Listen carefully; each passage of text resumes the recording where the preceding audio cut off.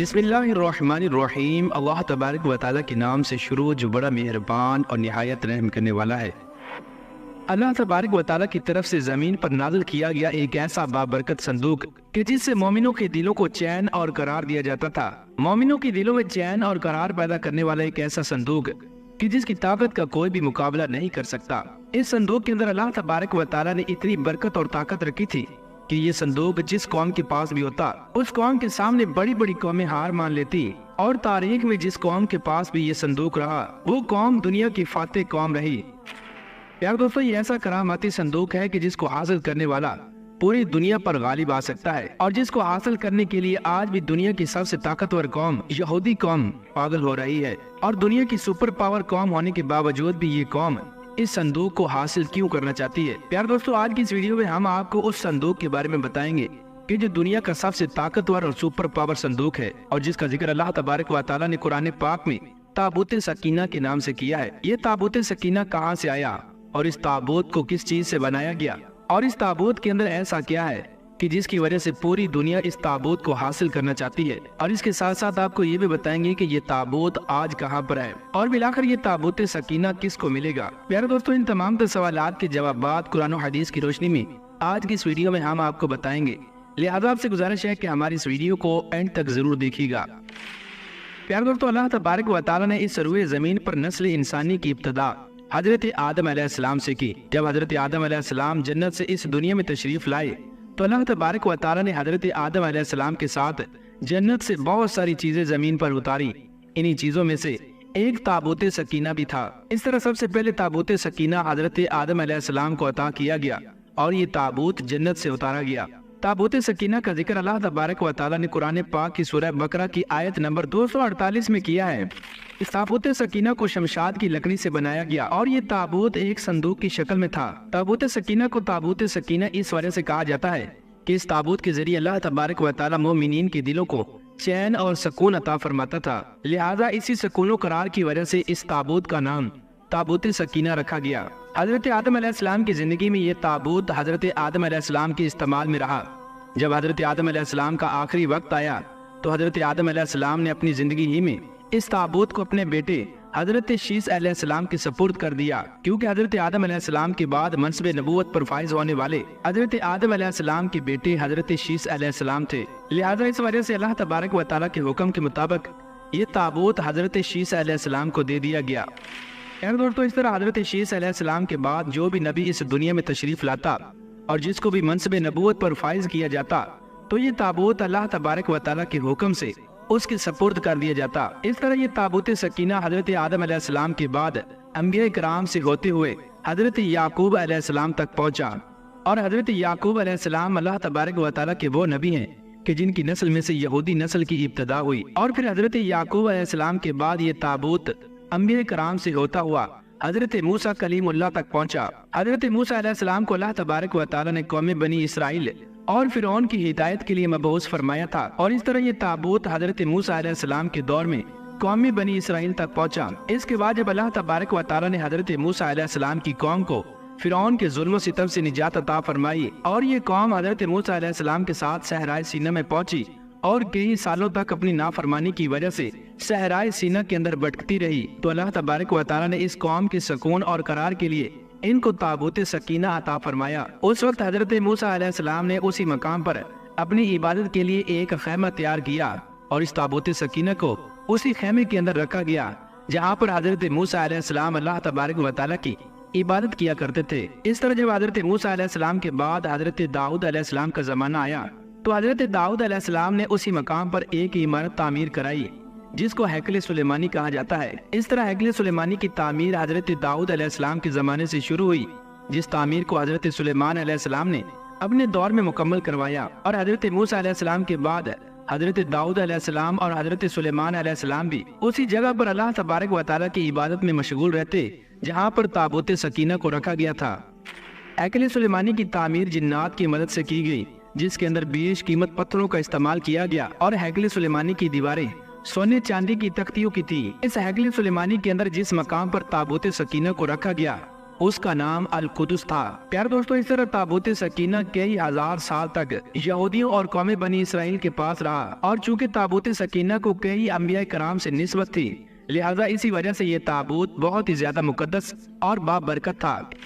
پیارے دوستو، بات کرتے ہیں کہ تابوت سکینہ میں آخر ایسا کیا تھا کہ جس کی وجہ سے قوم بنی اسرائیل ہر جنگ میں فتح حاصل کرتی اور دشمنوں پر غالب آ جاتی۔ تو اس کے متعلق روایات میں آتا ہے کہ تابوت سکینہ چونکہ اللہ تبارک و تعالیٰ کی طرف سے نازل ہونے والا ایک خاص صندوق تھا، اور اس تابوت کے اندر بہت سارے انبیاء کرام کے تبرکات بھی موجود تھے، جیسا کہ لوح قرآنی اور تورات شریف کی تختیوں کے ٹکڑے، اور حضرت یوسف علیہ السلام کا کرتا، اور حضرت ہارون علیہ السلام کا قبہ، اور حضرت موسیٰ علیہ السلام کا عصا مبارک، اور حضرت سلیمان علیہ السلام کی انگوٹھی اور من و سلوہ، اور اس کے علاوہ دیگر بہت سارے ایسے تبرکات کہ جن کو انبیاء کرام سے خاص نسبت حاصل تھی، وہ اس صندوق کے اندر موجود تھے۔ لہذا اسی وجہ سے یہ صندوق بہت ہی زیادہ بابرکت تھا۔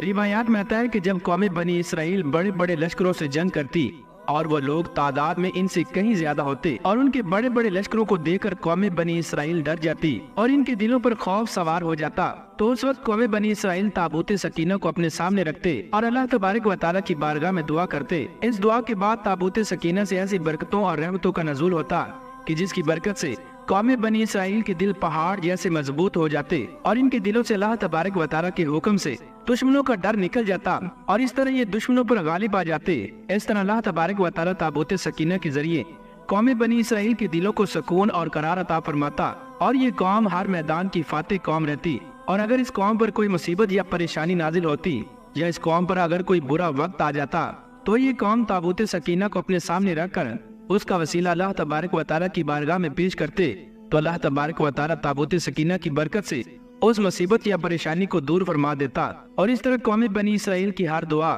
تابوت سکینہ کی برکت سے اللہ تبارک و تعالیٰ کی بارگاہ میں مقبول ہوتی۔ یار دوستو، جب تک تابوت سکینہ قوم بنی اسرائیل کے پاس رہا، یہ قوم دوسری قوموں پر غالب رہی، اور کوئی بھی دشمن اس قوم کو شکست نہیں دے سکتا تھا، اور اسی تابوت سکینہ کی برکت سے قوم بنی اسرائیل کو پوری دنیا کے اندر ایسا عروج ملا کہ جس کا کوئی تصور بھی نہیں کر سکتا تھا۔ ان تمام تر نعمتوں کے باوجود یہودی اور قوم بنی اسرائیل ایک ایسی بدبخت قوم تھی کہ جو بار بار اللہ تبارک و تعالیٰ کی نافرمانیوں کے اندر مبتلا ہو جاتی، اور اللہ تبارک و تعالیٰ کی نعمتوں کو بھول کر اللہ تبارک و تعالیٰ کی نافرمانیاں کرنے لگتی۔ قوم بنی اسرائیل کتنی بدبخت تھی، اس کا اندازہ اس بات سے بخوبی لگایا جا سکتا ہے کہ قوم بنی اسرائیل کی ہدایت کے لیے اللہ تبارک و تعالیٰ نے سب سے زیادہ انبیاء کرام کو مبعوث فرمایا، لیکن ہر نبی کے دور میں اس قوم نے اللہ تبارک و تعالیٰ کی نافرمانی کی، اور اللہ تبارک و تعالیٰ کی انبیاء کرام کو جھٹلایا، اور اللہ تبارک و تعالیٰ کی حدوں کو توڑا، اور معاذ اللہ انبیاء کرام کو قتل تک کر دیا۔ بلاخر جب یہ قوم قابل ہدایت نہ رہی، تو اللہ تبارک و تعالیٰ کا دردناک عذاب ان پر مسلط کر دیا گیا، اور قوم عمالقہ کے سرداروں نے قوم بنی اسرائیل پر حملہ کر دیا، اور قوم عمالقہ نے قوم بنی اسرائیل کا قتل عام کیا اور ان کی بستیوں کو اجاڑ دیا۔ اس طرح قوم عمالقہ نے یہودیوں کا قتل عام کیا اور ان کے گھروں کو جلا دیا، اور تابوت سکینہ کو اٹھا کر اپنے ساتھ لے گئے، لیکن قوم عمالقہ نے بھی تابوت سکینہ کی بے حرمتی کی اور تابوت سکینہ کو کچرے کے ڈھیر پر پھینک دیا۔ جب قوم عمالقہ نے تابوت سکینہ کی بے حرمتی کی، تو اللہ تبارک و تعالیٰ نے قوم عمالقہ پر بھی اپنا دردناک عذاب نازل فرمایا، اور اس قوم کو طرح طرح کی بیماریوں کے اندر مبتلا کر دیا، جس کی وجہ سے قوم عمالقہ کے لوگ ہلاک ہونے لگے اور تڑپ تڑپ کر مرنے لگے۔ اللہ تبارک و تعالیٰ کے اس عذاب کے اندر قوم عمالقہ کے 5 بڑے بڑے شہر ختم ہو گئے، اور قوم عمالقہ کے وہ لوگ جو ابھی تک اس عذاب سے بچے ہوئے تھے، جب ان کو اپنی غلطی کا احساس ہوا کہ اللہ تبارک و تعالیٰ کا یہ عذاب تابوت سکینہ کی بے حرمتی کی وجہ سے ہم پر نازل ہوا ہے، لہٰذا ان کافروں نے اللہ تبارک و تعالیٰ کے عذاب سے بچنے کے لیے تابوت سکینہ کو نجاست کی جگہ سے اٹھایا، اور تابوت سکینہ کو ایک بیل گاڑی پر لاد کر بنی اسرائیل کی بستیوں کی طرف روانہ کر دیا۔ اس وقت اللہ تبارک و تعالیٰ نے اس بیل گاڑی پر اپنے 4 فرشتوں کو مقرر کیا، تو وہ فرشتے اللہ تبارک و تعالیٰ کے حکم سے تابوت سکینہ کو اٹھا کر اس دور کے نبی حضرت شمویل علیہ السلام کے پاس لے گئے۔ حضرت شمویل علیہ السلام کو اللہ تبارک و تعالیٰ نے قوم بنی اسرائیل کی ہدایت کے لیے نبی بنا کر بھیجا تھا۔ جیسے ہی یہ تابوت سکینہ حضرت شمویل علیہ السلام کو ملا، تو ایک بار پھر تابوت سکینہ قوم بنی اسرائیل کے پاس آ گیا، اور اس طرح قوم بنی اسرائیل کا کھویا ہوا وقار ایک بار پھر سے لوٹ آیا۔ لیکن قوم بنی اسرائیل وہ بدبخت قوم تھی جو ہر نبی کے دور میں اللہ تبارک و تعالیٰ کی نافرمان ثابت ہوئی، لہٰذا اس بار بھی ایسا ہی ہوا۔ حضرت شمویل علیہ السلام کی قوم پھر سے اللہ تبارک و تعالیٰ کی نافرمانیوں کے اندر مبتلا ہو گئی اور کفر و شرک کرنے لگی۔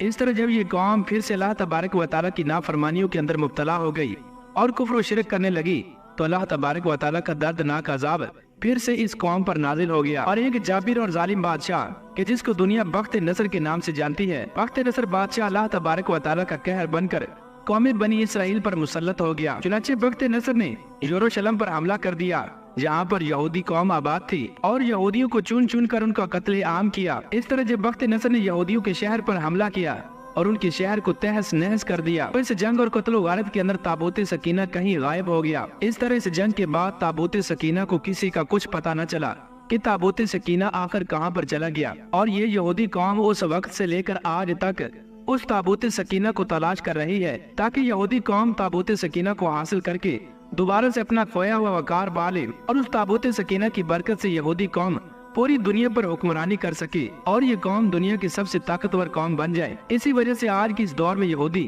تابوت سکینہ کو حاصل کرنے کی ہر کوشش کر رہے ہیں، پھر چاہے تابوت سکینہ کو حاصل کرنے کے لیے ان کو کتنی بھی قربانیاں دینی پڑیں۔